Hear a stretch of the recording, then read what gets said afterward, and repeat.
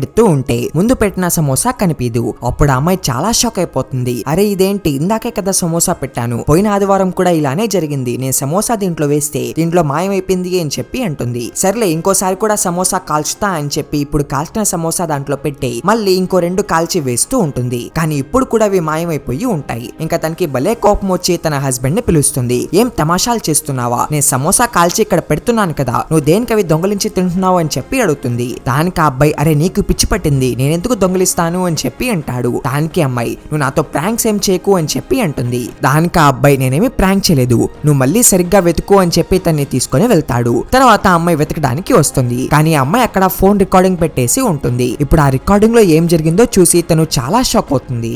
తర్వాత ఏమవుతుందో చూసే ముందు మీకు కానీ మీ అమ్మగారంటే ఇష్టం ఉంటే వీడియోని లైక్ చేసి ఛానల్ ని సబ్స్క్రైబ్ చేసుకోండి అండ్ కామెంట్ బాక్స్ లో ఐ లవ్ యూ అమ్మా అని చెప్పి కామెంట్ చేయండి.